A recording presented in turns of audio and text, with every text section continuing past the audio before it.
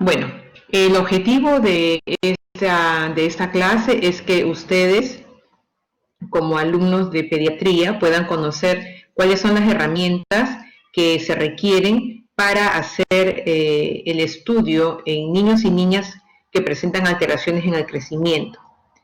Y para que ustedes ya objetivando el trastorno, si es que encuentran en el crecimiento, sepan cuál es la conducta a seguir respecto a las evaluaciones de algún especialista, ¿no? ¿Qué especialidad tendría que definir estos problemas? Cuando han conversado acerca del aspecto del crecimiento, bueno, ustedes también ya seguramente han visto en la clase anterior que existen algunos factores que están inmersos dentro de nuestros genes que vamos a tener, que vamos a cargar con nosotros para que probablemente estos influyan de algún modo en nuestra talla final, nuestra talla adulta final, ¿no? Entonces, hay factores intrínsecos, si bien es cierto que respecto a la talla es múltiples factores y poligénica inclusive, pero lo cierto es que hay factores determinantes que tienen relación con nuestra talla. Esos factores, uno de esos factores, o el principal factor determinante, vamos a decir, está relacionado a la talla de los padres, ¿no? La talla de nuestros padres nos va a determinar, en la mayoría de las personas, nuestra talla genética, nuestra talla final. Entonces, la talla genética se va a sacar mediante una fórmula. Esta fórmula está dada por la talla de los padres, talla del padre más la talla de la madre, colocada en centímetros, y esto lo dividimos entre 2. Este resultado, si tenemos que estamos midiendo o estamos evaluando a un niño, le tendremos que sumar 6.5 centímetros y tendremos nuestra talla final. Esa va a ser nuestra talla genética más menos 5 centímetros de rango. Y si el resultado de la talla del padre más la talla de la madre dividido entre 2, le estamos haciendo la evaluación a una niña, debemos de restarle ese resultado más bien 6.5 centímetros. Ahí tendremos nuestra talla genética con un rango de más 5 y menos 5 centímetros. Otro factor que influye mucho respecto al crecimiento es la pubertad, el desarrollo puberal. Entonces, en los estadios de maduración de Tanner también va a influir, estos también van a influir en el crecimiento del niño. Podrá hacerse más retrasado si es que la maduración del estadio puberal es muy lenta, o podrá hacerse muy acelerado inicialmente si el desarrollo puberal se hace muy temprano o se hace precoz, ¿no? Y eso podría afectar en muchos casos la talla final. Dentro de los factores intrínsecos, por supuesto que está la misma hormona de crecimiento. Como ustedes pueden ver en este gráfico, voy a tratar de utilizar como un cursor, a ver. Si ustedes ven en este gráfico, entonces tenemos que a nivel del hipotálamo se van a dar liberación de la hormona liberadora de hormona de crecimiento, o liberadora de GH o growth hormone, y la somatostatina, ¿no? Estas hormonas van a tener efecto a nivel de las células somatotrofas que están en la parte anterior de la hipófisis, denominada adenohipófisis, ¿no? Entonces, a este nivel van a actuar estas dos hormonas, somatostatina y la hormona liberadora de GH, para que luego la adenohipófisis, mediante las células somatotrofas, puedan liberar hormona de crecimiento. Pero como ustedes pueden ver, acá se muestra un gráfico cómo es la liberación de la hormona de crecimiento. No es constante, es pulsátil. Y la hormona de crecimiento va a tener una acción directa a nivel de los cartílagos de crecimiento, ¿no? Como ustedes pueden ver, acá hay un receptor de hormona de crecimiento a nivel de las placas de los cartílagos de los huesos largos.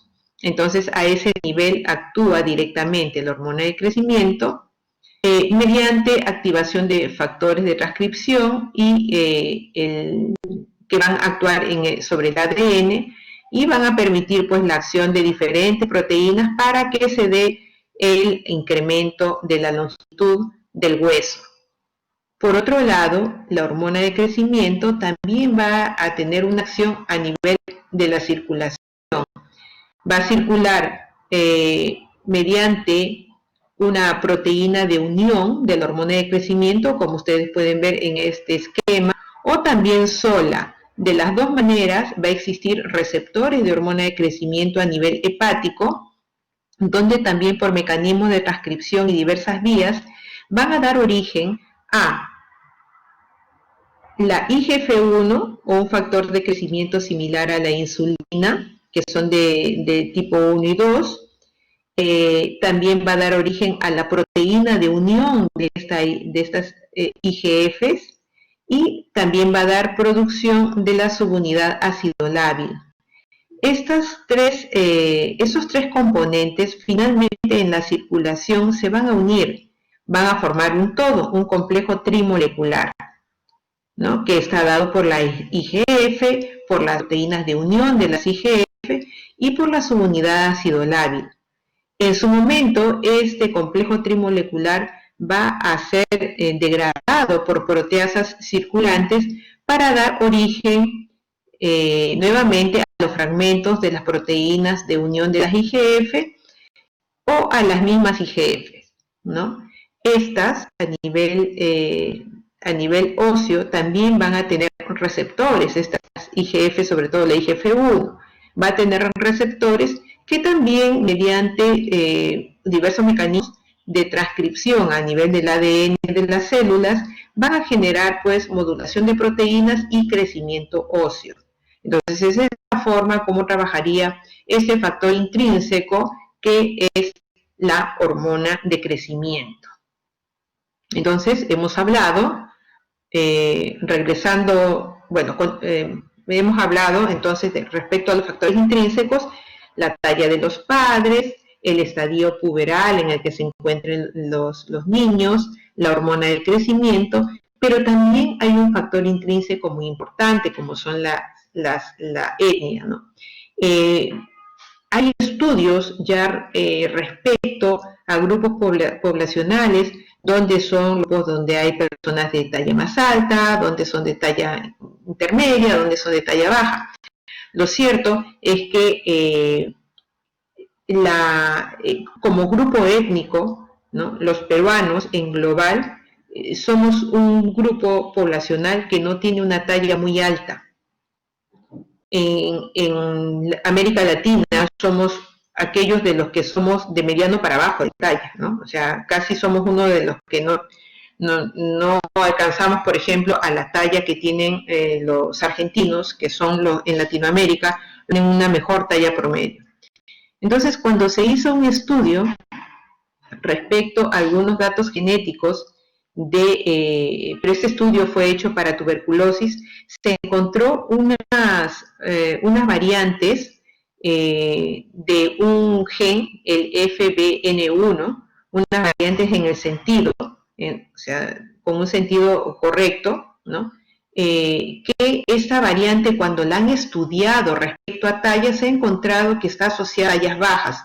O sea, al parecer, porque no es esto categórico, había que ampliar más estudios dirigidos específicamente al tema de talla, ¿no? Pareciera que una buena población de peruanos tendríamos de repente esa correlación de esta variante, de este gen, y por eso tal vez nuestra talla no sea una talla, digamos, sea una de las tallas más bajas que se puedan encontrar en América Latina, ¿no? Entonces es muy importante también como factor intrínseco los temas genéticos, intrínsecos de cada población. Respecto a los factores extrínsecos, tenemos que hablar de algunas cosas que van a intervenir en esto. Uno de ellos es la parte del psicosocial, un extrínseco, el hecho de que un niño esté rodeado de mucho afecto, de mucha atención, que se le brinde los cuidados adecuados al niño, puede generar un estímulo para una buena ganancia de talla, ¿no? Claro, enmarcada también dentro de la talla genética, por supuesto. Pero si esos niños se han encontrado en niños, por ejemplo, con deprivación psicosocial, esos niños abandonados, niños maltratados, en los cuales no han logrado la talla que genéticamente debieran de haber logrado, ¿no? La otra parte también tiene que ver con los factores intrínsecos, el ejercicio regular. Como les mostré en la figurita en cuanto a factores intrínsecos, con la hormona de crecimiento que es pulsátil, el ejercicio regular permite liberación de hormona de crecimiento también como uno de estos pulsos extras que uno puede conseguir, ¿no? Como parte del crecimiento, como un factor que contribuye al crecimiento en longitud del niño. Entonces el ejercicio regular hecho de manera libre, no estamos hablando de un ejercicio de atletas, no un ejercicio de élite, no atletas de élite, no, estamos hablando de un ejercicio regular, libre, ese que se tenía antes, cuando las cosas eran más simples, donde los niños correteaban, donde los niños salían con sus vecinos de las cuadras a corretear, que de repente ustedes tampoco lo han vivido porque ustedes son muy jóvenes todavía, pero esas cosas antes permitían un poco más de libertad entre los niños y bueno, en realidad favorecía, es un factor que favorece al crecimiento. Lo otro está la alimentación saludable, ¿no? Como ustedes pueden ver, ya casi están cambiando el tema de la pirámide hacia los platos saludables. Entonces, bueno, para que ustedes puedan ver esto, ¿no? O sea, una buena distribución de los alimentos, evitar que los niños entren en sobrepeso, en obesidad, también va a contribuir a que puedan ganar una mejor talla, porque se ha estudiado respecto a los niños que están en sobrepeso, en obesidad, por algunos factores hormonales, también pueden llevar a que rápidamente se cierre el cartílago de crecimiento y ser un factor en negativo, ¿no?, para el crecimiento del niño. La otra parte que es muy interesante poder ver, porque eso lo podemos palpar acá nosotros en nuestra realidad en este país, son los problemas de la malnutrición y las infecciones e infestaciones recurrentes, cómo influyen en el hipocrecimiento. Nosotros como país en vías de desarrollo, bueno, tenemos problemas de higiene, problemas de alimentación, alteraciones, también falta de programas de inmunización, la mala salubridad global, ¿no?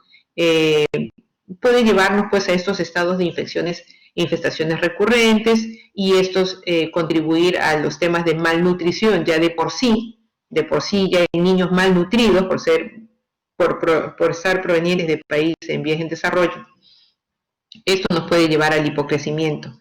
En cuanto a los países desarrollados, también en zonas de pobreza o niños que tienen malformaciones anatómicas o pacientes con algunos estados de inmunodeficiencias primarias, ¿no?, o secundarias por alguna patología de fondo, complicaciones de patologías crónicas, donde también se encuentra alterada la inmunidad humoral y celular, pueden ser presas de infecciones, infestaciones recurrentes y también esto llevar a aumento del catabolismo, aumento de pérdidas, pobre ingesta por los estados de enfermedad por los que pasan los niños y llevar a un hipocrecimiento.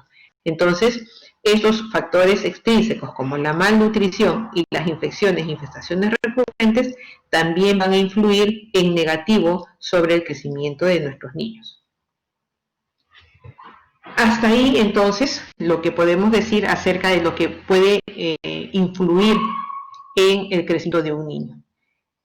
Una vez que nosotros ya tenemos un paciente, entonces nosotros decimos, bueno, pero ¿qué indicadores de crecimiento puedo yo utilizar de mi niño, de mi paciente, para saber cómo va. Hasta los 2 años yo debo de medir en longitud a mi niño, ¿no? Entonces, la longitud y la talla son indicadores de crecimiento. De hecho, se utilizan mucho en grupos poblacionales para saber cómo están creciendo un grupo poblacional, un grupo de niños, y más o menos nos da una idea de saber si es que los niños están dentro del carril que deben de crecer. Nos dice, ok, estos niños están yendo bien, estos niños están aparentemente pueden ser bien alimentados, están bien cuidados porque están creciendo bien. Entonces, hasta los 2 años el niño echado. No tomen como real, por favor, una medida longitudinal de un niño menor de 2 años de pie. Así se pueda parar. Debe de ser echado. Y como ustedes pueden ver, se necesita de 2 personas para que ayuden a la medición. Alguien que fije la cabeza en la parte cefálica del tallímetro y el personal de salud, médico, enfermera o de enfermería, que haga la medición a nivel de los pies con unas rodillas mantenidas hasta los 2 años. Cuando ya pasa de esta edad, entonces al niño ya lo podemos parar y medirlo con un estadiómetro, ¿no? Como ustedes pueden ver, acá hay unos puntos que uno debe tener en cuenta para la medición, ¿no? Entonces, tenemos la parte de la cabeza, la parte cefálica que es movible, para que logremos una medición adecuada, ¿no? En cuanto a la cinta, esto debe de estar pegado a la pared, no debe ser en el aire, se supone que esto es pared de esta zona, y esto está pegado a la pared. Entonces, con eso, nosotros debemos de buscar en dónde está, en qué percentil o desviación estándar de su talla está nuestro paciente y podemos utilizar esta fórmula. Para esta fórmula, ¿qué necesitamos? Necesitamos tener una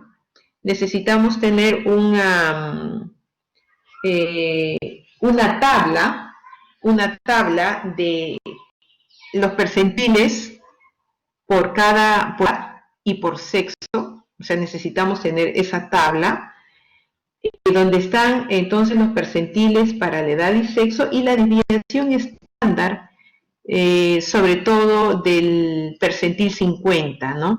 Entonces, esto es un poco a veces engorroso hacerlo de manera manual si yo no tengo las tablas, ¿no? Entonces, posteriormente, bueno, pasaré las tablas para que ustedes las tengan, ¿ya? Pero eso es lo que van a utilizar con esta fórmula. Lo otro que se puede utilizar y que ya de hecho que dentro de la consulta se acepta es el uso de algunos aplicativos acerca de estas, de encontrar la desviación estándar de la talla para la edad y el sexo de nuestro paciente, ¿no? Entonces, también eso se puede utilizar, también se los puedo pasar, esos aplicativos, y también en su momento, bueno, de repente ahora en la tarde, más tarde le paso las tallas, el set de las tallas para niños y niñas. Entonces, ¿qué se hace? Lo que se hace es tener la talla actual del paciente una vez medido, suponiendo que tengo un niño de 3 años y un niño de 2 años. Un niño de 2 años, a ver, para que todos me sigan, por favor, espero que saquen ustedes cuál es la desviación estándar. Ya, entonces, un niño de 2 años exactos, con una talla, al momento, una talla actual, de 85 centímetros. ¿Ya? Entonces, a ver, todos, por favor, vayan haciendo el ejercicio en su teléfono, talla actual 85 centímetros, y en la tabla, por tabla, les voy a dar cuál es la talla del percentil 50 que corresponde para la edad y para el género. En este caso es 87.82. Entonces todos, 85 centímetros, que es lo que tiene de talla actual nuestro niño, menos la talla para el percentil 50 que corresponde a 87.82. Eso me va a dar un valor en negativo. A ver, Julio, como representante de los alumnos de la Almenara, ¿cuánto ha salido ese resultado? Menos 2,82, doctora. Muy bien. Bien, entonces, ahora la desviación estándar para ese percentil 50 es 3.12. Tendrían que restar 2.82, como ha dicho Julio, entre 3.12.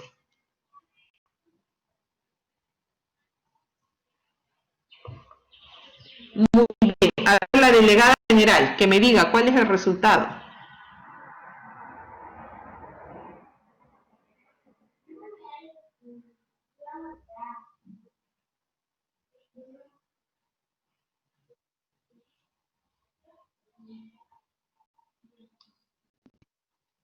Doctora, lo está ¿Sí me escribiendo. escucha?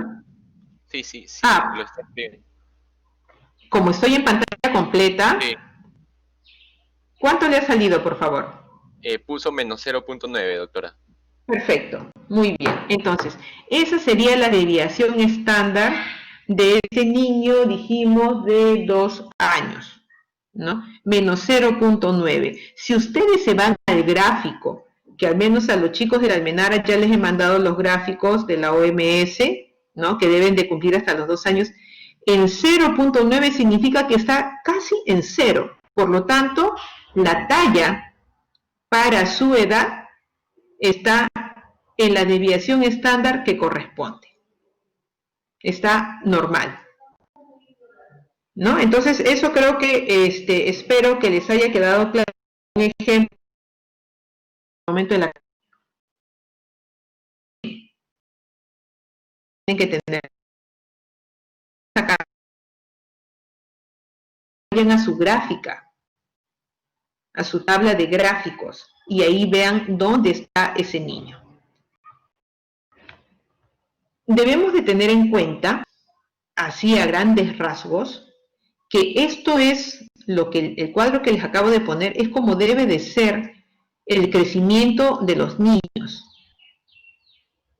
En el primer año aproximadamente van a crecer unos 25 centímetros durante todo el año, desde los 0, bueno, desde el nacimiento hasta el año, entre 24 y 25 centímetros en el año.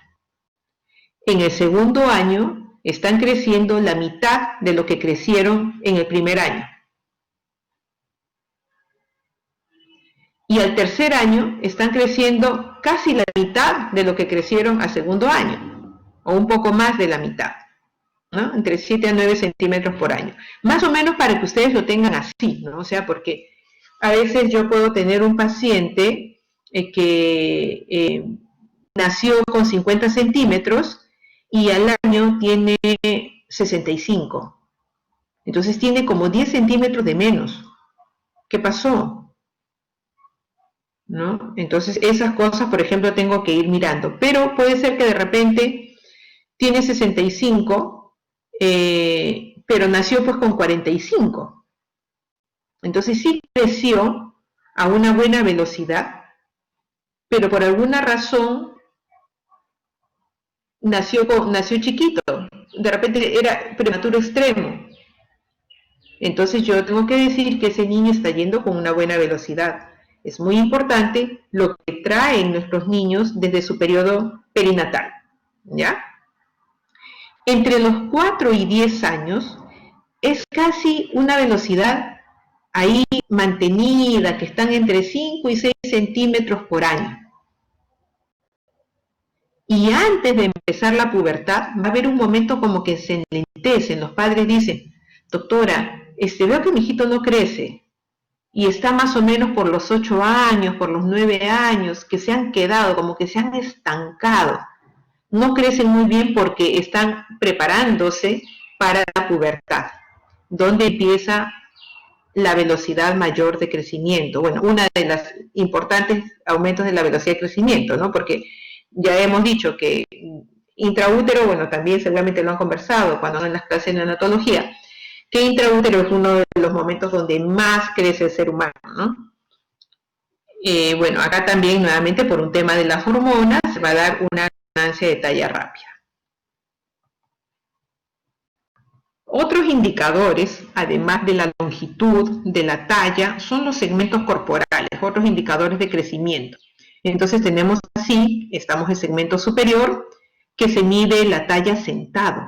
Es la medida de la cabeza y el tronco, ¿no? Del vértex hasta el isquion. Y el segmento inferior va a ser la distancia que existe de la sínfisis del pubis hasta el piso. Y lo otro que se puede hacer es, sentado el niño, toman el segmento superior y luego ya una vez que el niño ha estado parado, le hacen la talla completa. Y restan esa resta, lo que queda de esa resta es el segmento inferior. ¿Y qué características deben tener estos segmentos corporales? Debemos de ver qué relación existe entre segmento superior y segmento inferior. Entonces, en el recién nacido, vamos a tener más segmento superior que segmento inferior. Por eso es 1.7. En menores de 10 años, todavía es un poco mayor el tórax que los miembros el tronco que los miembros inferiores, o sea, cabeza y tronco que los miembros inferiores. Y a los 10 años ya prácticamente se equipara. En mayores de 10 años ya pueden haber la parte de segmento inferior ser más larga que el segmento superior. ¿Okay? Entonces, esto es importante medirlo cuando nosotros vemos algo que nos llama la atención de nuestro paciente o es una talla muy baja, entonces tenemos que ver cuál es la proporción donde es más bajo. De repente es el segmento inferior, de repente es el segmento superior, y para eso tenemos que hacer la medición de estos segmentos corporales. Otro indicador también es la brazada.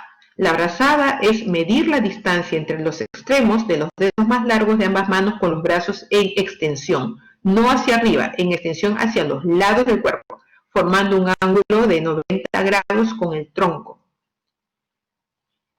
Y en este caso, tenemos que tener en cuenta que durante la infancia y la niñez temprana, esta brazada, o sea, la extensión de los brazos es menor que la talla. Y luego se va a igualar alrededor de los 10 años en los niños y 12 años en las niñas. Y finalmente la brazada va a ser más larga que la talla. Otro dato que también debemos de tomar de nuestros pacientes es el peso y el cálculo del peso para la talla cuando son menores de 2 años, índice de masa corporal, en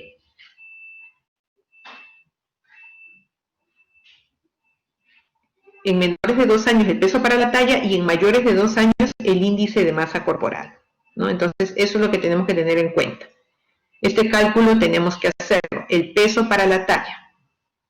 Lo veremos en los gráficos, ¿no? En los gráficos uno tiene que buscar en los menores de 2 años, ya habíamos hecho la práctica con el grupo en la mañana, con el grupo que me toca, acerca de cómo buscar el peso para la talla según las gráficas de la OMS, que son las que debemos de utilizar en menores de 2 años. En mayores de 2 años utilizaremos el índice de masa corporal. Perdón un ratito, chicos. ¿Pueden abrir la puerta que su papá está tocando?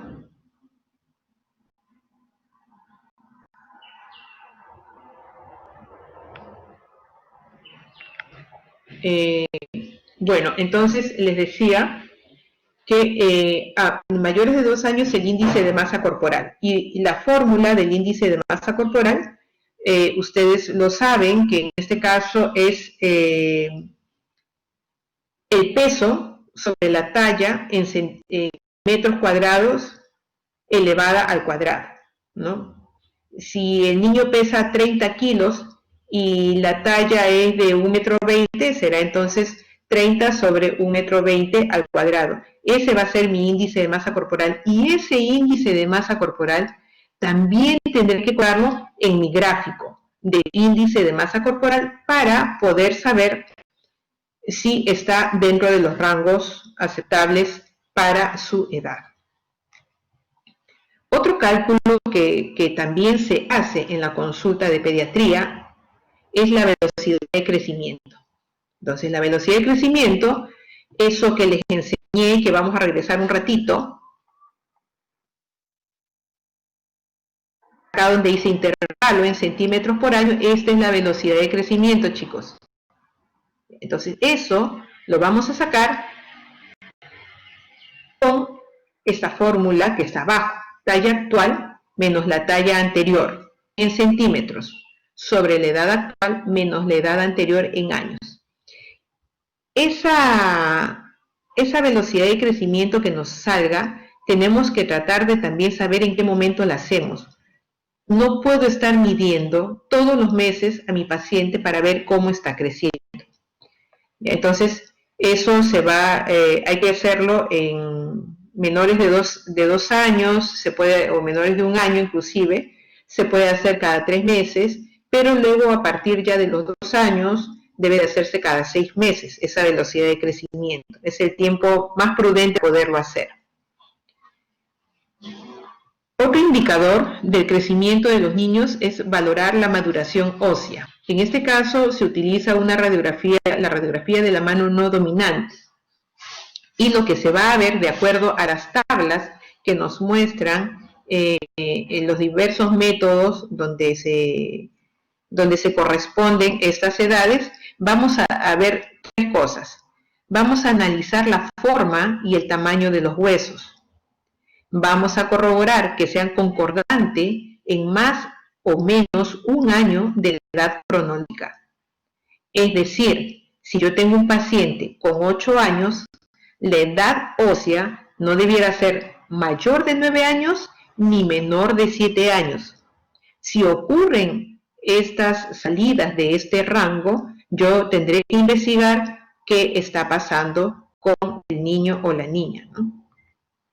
Por otro lado, la radiografía o la evaluación de la radiografía de la edad ósea también nos permite predecir la talla final, predecir, no dar un valor exacto. Solamente nos permite predecir en rango cuáles serían los rangos en que se movería la talla final de nuestro paciente. Existen 2 métodos para evaluar, bueno, existen diversos métodos en realidad, pero los más usados son los métodos de Greulich y Pyle, en el cual se ve cómo es el desarrollo de la zona de muñeca, de la zona del carpo y del metacarpo, las falanges, en relación a atlas, donde ya están establecidos cómo se van presentando los núcleos de osificación. Por ejemplo, en los niños, las niñas, cuando nosotros vemos un hueso que no lo encontramos acá, o que en todo caso podría ser que se llama el pisiforme, le damos 8 años, 10 meses a la niña mínimo. Cuando aparece un núcleo a nivel de esa zona que se llama el sesamoideo, le damos 11 años a la niña, ¿no? A diferencia, el niño va a tener otra edad para esos casos. Y el de Tanner y Whitehouse, que ven núcleo por núcleo, dependiendo cómo está, cómo es la forma, el tamaño, qué espacios, permite también hacer una evaluación de la edad ósea. Otro indicador fundamental también que habíamos visto era respecto al estadio puberal, cuando vimos al inicio, ¿no? Bueno, hay que evaluación sexual, los estadios de Tanner también van a corresponderse mucho con la velocidad de crecimiento. Miren, cuando esto es de niñas, este es de niños, estos son los eventos que se dan en el desarrollo puberal, ¿no? La ganancia lo primero que uno va a ver cuando empieza el desarrollo puberal de las niñas es que empiezan a crecer más rápido. Por eso es que las niñas al inicio, cuando empiezan la pubertad, le ganan en talla a los varoncitos, ¿no? Pero bueno, eso después se va acortando porque también empiezan antes y también el cartílago tiene un cierre más rápido. Y aquí está. Bueno, entonces acá empieza la velocidad y de ahí empieza el desarrollo mamario, ¿no?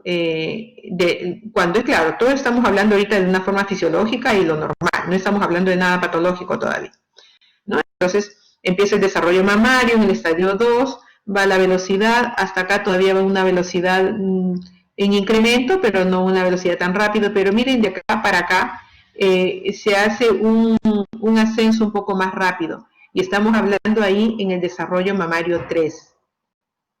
O sea, en el estadio puberal 3 de las niñas es donde se tiene la mayor velocidad de ganancia de talla, ¿ya? Esto va a durar más o menos 2 años y acá rápidamente se queda luego, la talla empieza a caer de manera lenta, sigue creciendo, pero ya de manera lenta, ¿no? Para la menarquia, todavía, como ustedes pueden ver, todavía hay una velocidad, pero ya está en caída, ya está en disminución.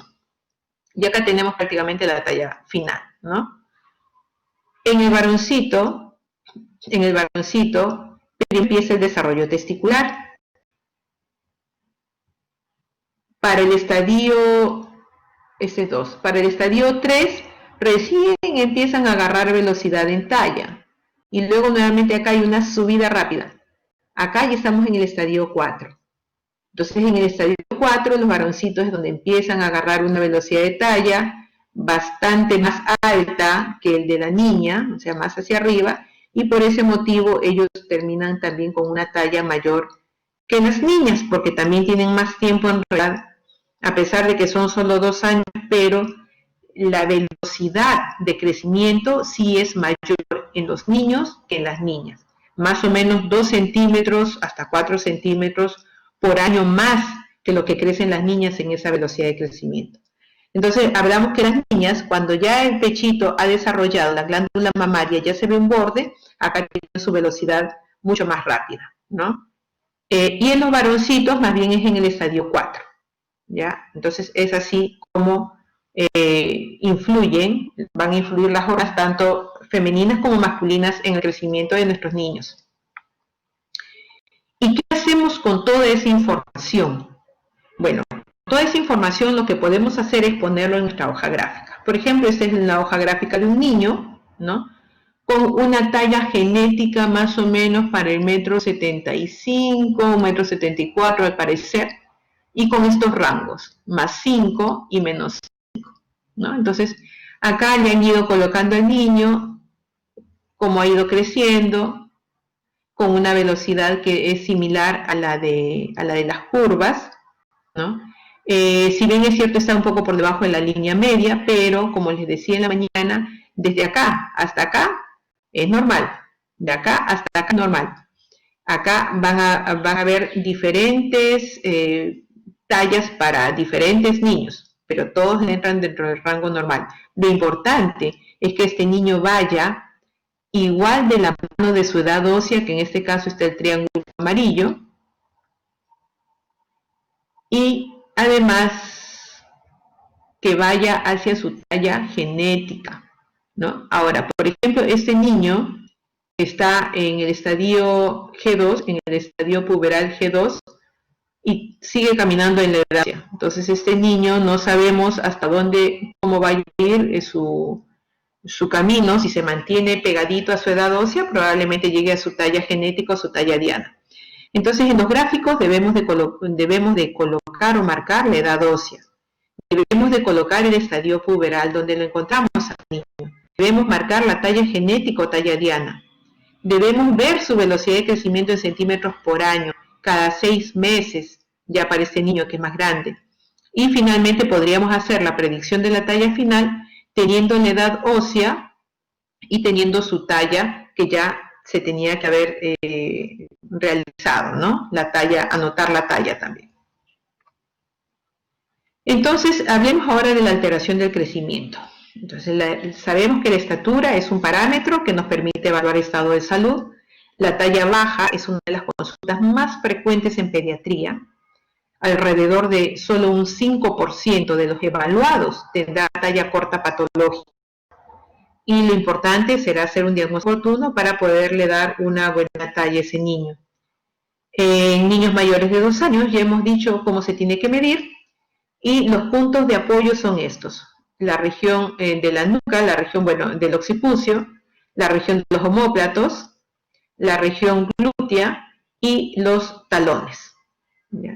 Y en el niño menor de 2 años, la posición en todos, la posición de Frankfurt. ¿Qué es la posición de Frankfurt? Que los ojitos sigan así, una flecha que sea paralela al piso. Y en este caso, una flechita perpendicular a la zona donde está apoyado el niño. Entonces, la talla baja, por definición, se habla de que una talla baja es cuando la desviación estándar está en -2 para la edad y para el sexo. Entonces, estos son los gráficos de la OMS. De -2 hacia abajo es talla baja, de -2 hacia abajo es talla baja. Y siempre va a ser talla baja patológica, menos de 3 desviaciones estándar, porque -2 puede ser porque fue pequeño para la edad gestacional, porque tiene una talla baja familiar, porque es una talla baja idiopática, pero talla baja patológica, de -3 para abajo, y eso va a ser bien difícil que sea simplemente una talla baja familiar o una talla baja idiopática. Puede ser que sea familiar, sí, pero de repente la familia también tiene algún problema con deficiencia de hormona de crecimiento, ¿no? Como existen algunos problemas familiares o poblacionales. En cuanto a utilizar los gráficos de la CDC, disculpen que lo haya puesto en corte, pero lo que pasa es que quería que noten bien esto. Acá estamos hablando talla baja por el percentil 3 para la edad y para el sexo en estos gráficos. El percentil 3 cae más o menos en la desviación estándar de -2. Entonces, cuando utilizamos estos gráficos -3, ya nos tenemos que preocupar, ¿no? Y esto es la velocidad de crecimiento, que se mide, como le dije, bueno, cada 3 meses en los lactantes y 6 meses en mayores de 1 o 2 años, inclusive en algunos casos dicen, ¿no?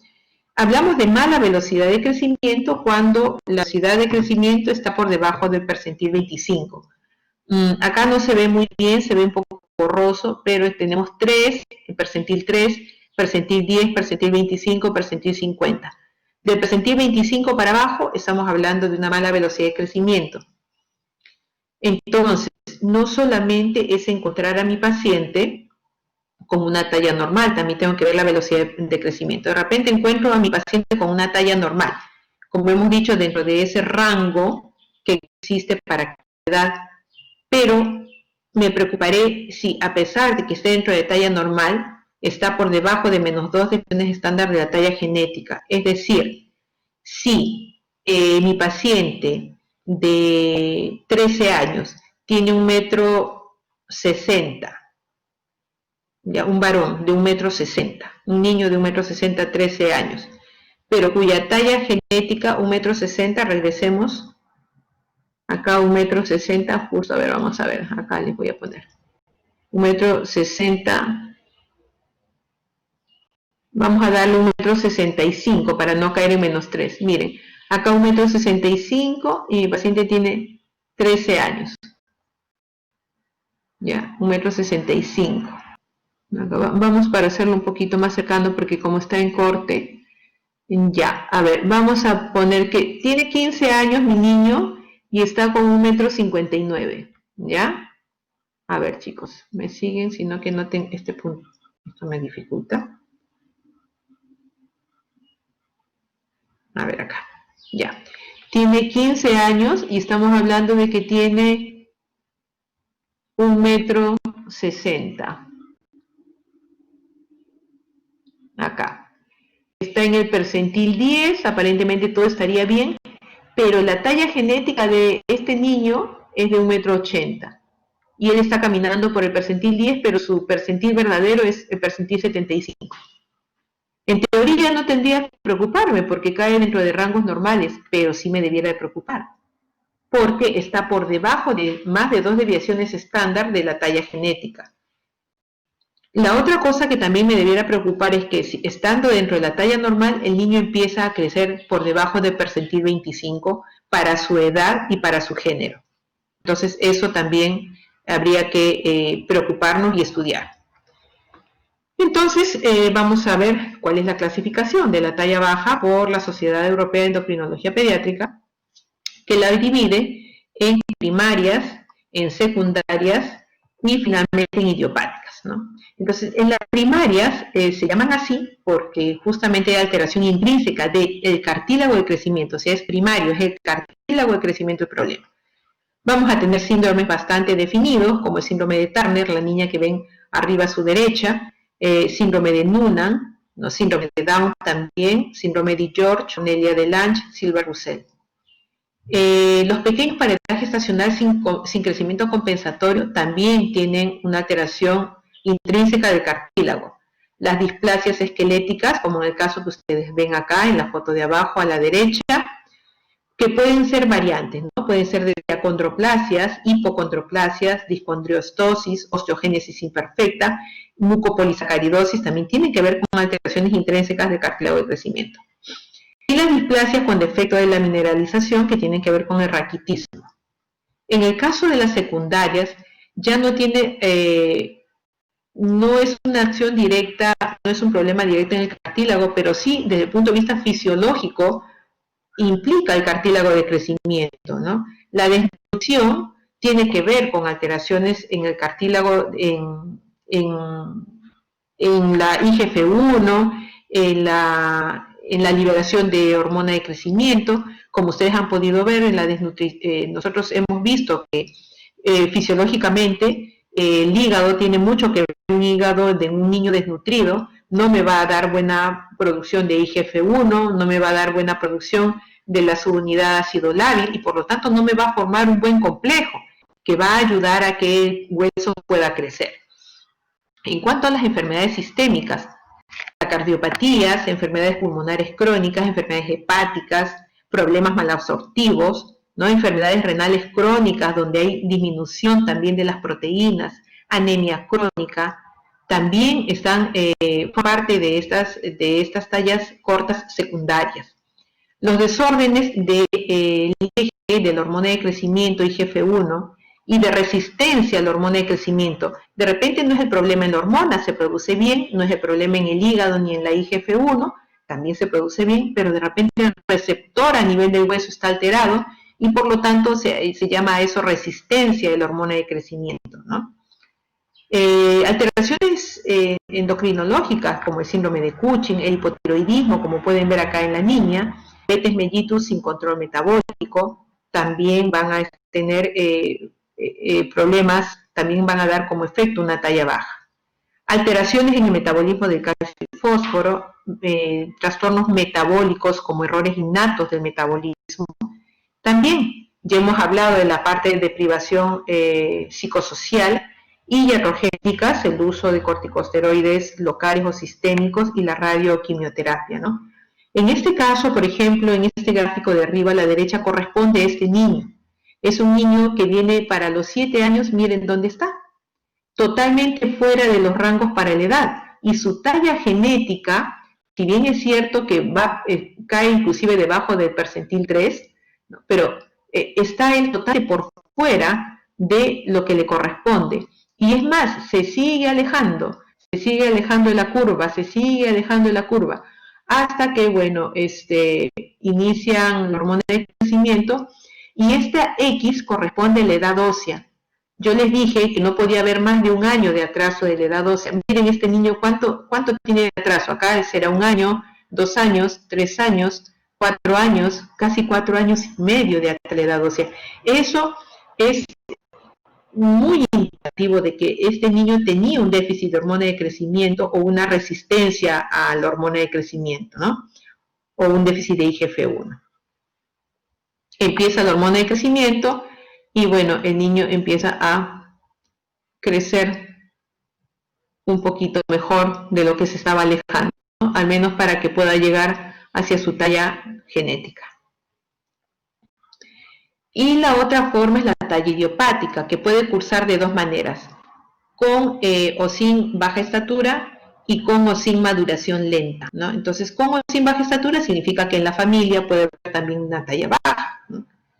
Como en este caso, talla baja familiar, ¿no? Esta es la talla genética y el niño camina por acá, pero tiene una buena velocidad de crecimiento, ¿no? No se abre como el anterior, ¿no? No se aleja, ¿no? Él sigue igual, eso significa una buena velocidad de crecimiento, pero siempre caminando un poco por debajo porque es su talla diana. Y en este caso es aquel que va con una maduración lenta, ¿no? ¿Qué significa maduración lenta? Ese hueso atrasado. Acá estaba 1 año, casi 2 añitos, ¿no? Se atrasa y luego, en algún momento, por el inicio de la pubertad, da su estirón y llega finalmente a su talla diana, a su talla genética, ¿no? Entonces, esas variantes tenemos en la talla idiopática. ¿Qué se define como talla baja idiopática? Es aquella talla que está por debajo de -2 desviaciones estándar para la talla genética.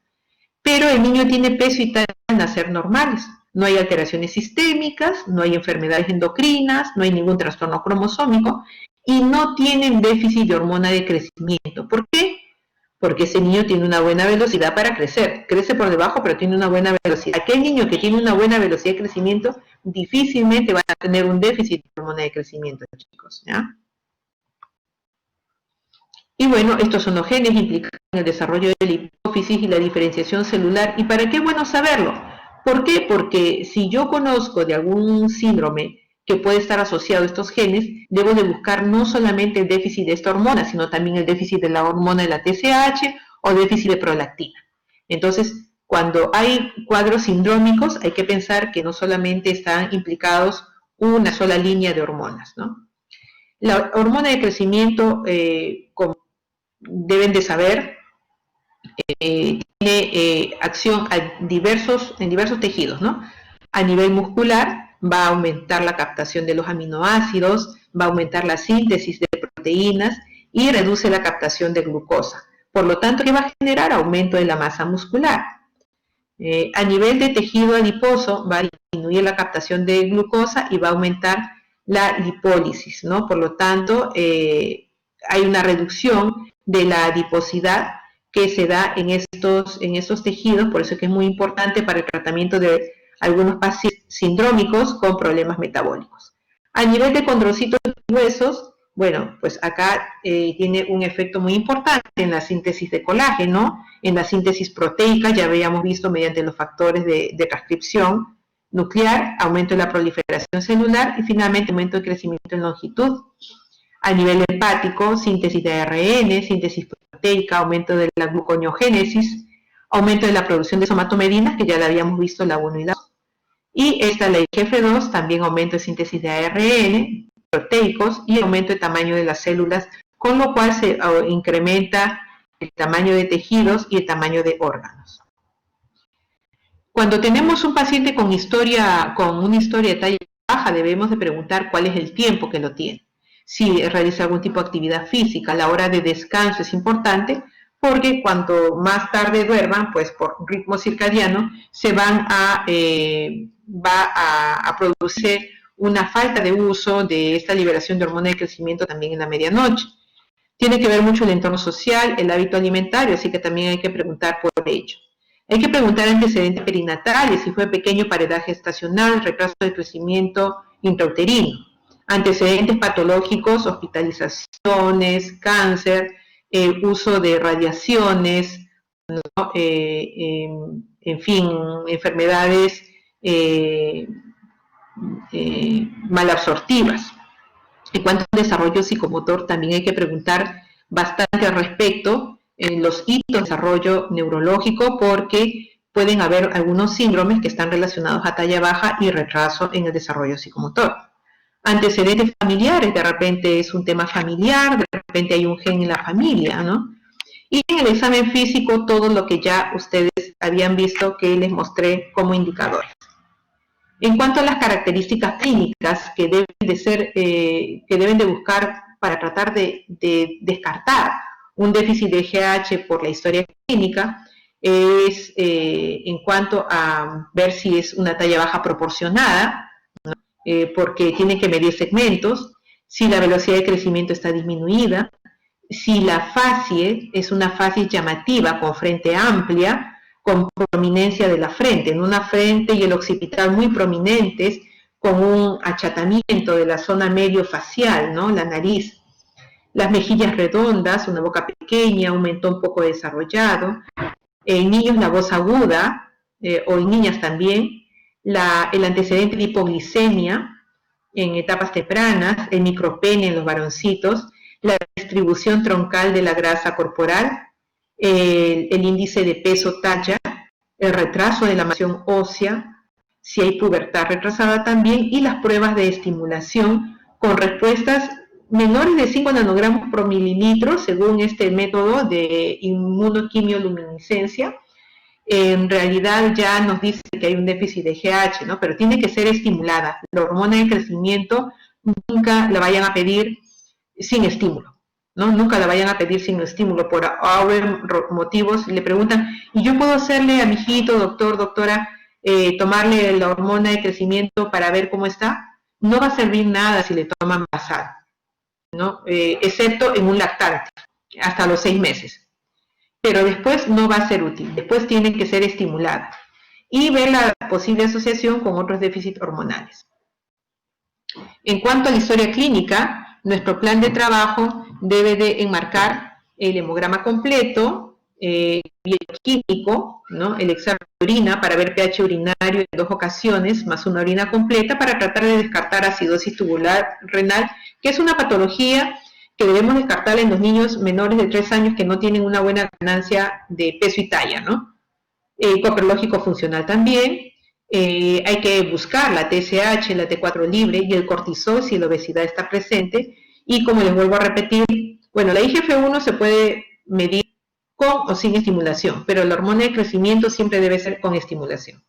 La radiografía de la mano no dominante y si es pertinente un survey óseo cuando yo veo alguna dismorfia, si me parece que hay algún problema esquelético, y el cariotipo cuando son mujercitas, sobre todo en las mujercitas, talla baja para descartar una patología relativamente frecuente dentro de estas tallas bajas, que sería el síndrome de Turner. ¿Y cuándo derivo al endocrinólogo? Bueno, como les decía, cuando es una talla baja patológica, o sea, menos de -3 desviaciones estándar.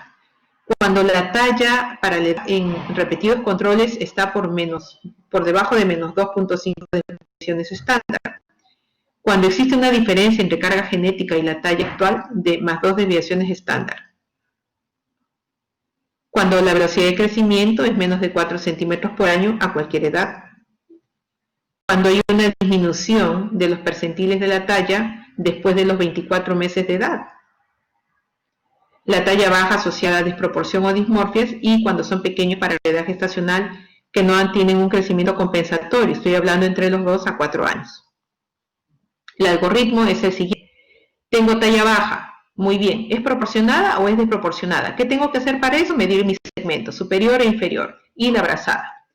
Si es proporcionada, preguntaré, ¿fue prenatal? ¿Fue postnatal? Prenatal, retraso de crecimiento intrauterino, algunos síndromes dismórficos o cromosómicos, como por ejemplo el síndrome de Turner. Si la talla baja es proporcionada y fue postnatal, entonces veré cómo está mi velocidad de crecimiento. Si mi velocidad de crecimiento está normal, pediré una radiografía de la mano. Si esta radiografía de la mano es normal, entonces tendré el antecedente de una talla baja familiar, diré que es una talla baja familiar. Si la edad ósea está atrasada y hay antecedente de que los padres también tuvieron retraso constitucional, pensaré que es un retraso constitucional de crecimiento. Si la velocidad de crecimiento está disminuida, entonces veré si el peso para la talla también está bajo. Si el peso para la talla está bajo, pensaré en una enfermedad sistémica, una desnutrición, mala absorción, una cardiopatía. Si la velocidad de crecimiento está baja y el peso para la talla está alto, pensaré en una endocrinopatía, déficit de hormona de crecimiento, hipotiroidismo, síndrome de Cushing. Y si mi talla baja es desproporcionada, mis segmentos no están acordes, pensaré en una displasia ósea, raquitismo, mucopolisacaridosis o alguna cromosomopatía. Ese es el algoritmo que pueden seguir. El tratamiento en realidad va a ser de acuerdo a la causa de la talla baja. Si es nutricional, pues tendré que mejorarlo. Si es una enfermedad sistémica, daremos tratamiento a ello. Si es una enfermedad endocrina, se dará suplemento de lo que requiera. Si no es una enfermedad metabólica, habrá que definirla bien cuál es. Si es un trastorno psicosocial, trataré de mejorar ese ambiente. Estilos de vida saludables, alimentación saludable, actividad física y un adecuado hábito de sueño. ¿Qué patologías han sido aprobadas para el uso de la hormona de crecimiento por la Food Drug Administration? Es el déficit de hormona de crecimiento comprobado con 2 pruebas estimuladas donde salga déficit de hormona, el síndrome de Turner, el síndrome de Prader-Willi con diagnóstico, el síndrome de Turner con diagnóstico de cariotipo, el síndrome de Prader-Willi con diagnóstico genético, de insuficiencia renal crónica, el síndrome de Noonan también con diagnóstico genético, el síndrome de Leri-Bell también con diagnóstico genético. La talla baja idiopática, si está en la desviación estándar menos 2.25.